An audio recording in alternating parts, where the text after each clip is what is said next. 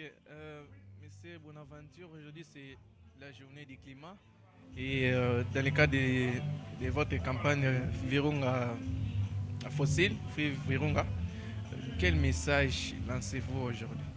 Ok, merci beaucoup, monsieur le journaliste.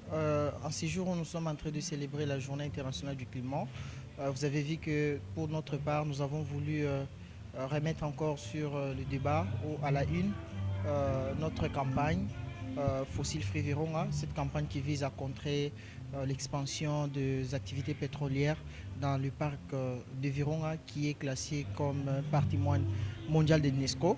Et aujourd'hui, nous avons voulu les faire de manière particulière parce qu'on sait que nous sommes dans un pays qui attache beaucoup de l'intérêt à l'art, notamment à la musique. Et c'est pour cela nous nous sommes dit qu'on peut toutefois essayer d'associer l'art à notre travail que nous faisons en tant que société civile environnementale, en tant qu'activiste, pour qu'ensemble nous puissions essayer de parler un même langage. Le langage qui est celui de promouvoir une protection totale de ces patrimoines mondiaux, ces bijoux naturels que j'appelle. Donc, et l'objectif dans tout ça, c'est d'insister sur les demandes de la campagne Fossile Free Virunga. Ces demandes qui sont entre autres l'annulation des permis d'exploitation du pétrole dans ce parc qui ont été attribués par le gouvernement congolais à certaines entreprises pétrolières, à Soko, à Ifora et tant d'autres. C'est ça la principale demande. Et l'autre demande, c'est le respect de droits des communautés locales. Nous avons vu récemment qu'il y a une loi qui a été promulguée et pour nous aujourd'hui c'est une occasion pour nous d'insister encore sur ça et d'appeler en tout cas le président de la République et tous ses ministres sectoriels à veiller à respecter les droits des communautés locales qui aujourd'hui sont considérés comme les gardiens de nos ressources naturelles.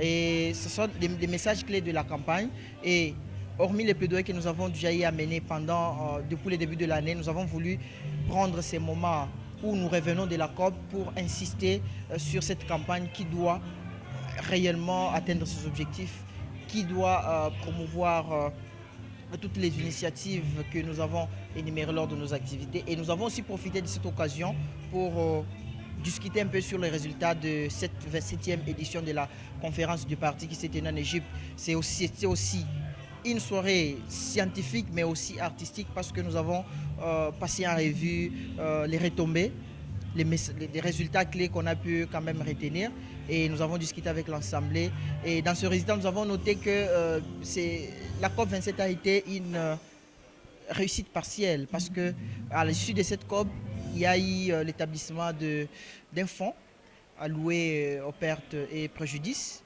Mais de notre côté aussi, nous voyons la chose d'une autre manière. Mais comment est-ce qu'on peut partir à la COP et qu'on s'attaque aux conséquences, qu'on manifeste juste l'intérêt de financer la réparation des conséquences. Pourtant, il y a des causes. Il y a des causes vers lesquelles on doit se retourner pour dire non, on s'attaque aux causes pour que les conséquences soient amoindries. Donc c'est sur ça que nous avons essayé de passer la soirée. Et le seul message que je pourrais lancer aujourd'hui, ensemble, d'ailleurs nous l'avons lancé avec tous les jeunes aujourd'hui, c'est de demander au gouvernement congolais et particulièrement au président de la République de s'impliquer pour arrêter avec les développements de projets pétroliers dans les écosystèmes sensibles. Aujourd'hui, l'ère n'est plus au développement de ces projets-là. L'ère est aujourd'hui à la promotion des énergies renouvelables. L'ère est aujourd'hui au profit de bien-être des communautés. Et nous trouvons qu'en protégeant le parc de Virunga, c'est non seulement le climat qui sera protégé, non seulement la biodiversité qui sera protégée, mais aussi les moyens de subsistance et aussi le bien-être des communautés seront aussi garantis. Donc voilà le seul message en ce soir. Mais le gouvernement évoque entre autres qu'il n'y a aucun texte, puis aucun instrument qui l'interdit d'exploiter le pétrole dans le parc de Virunga et qu'il a besoin de ces moyens pour appliquer sa politique au profit de la population. Qu'est-ce que vous leur dites? Il y a l'accord de Paris qui demande aux États d'être beaucoup plus ambitieux dans leur stratégie de réduction des gaz à effet de serre.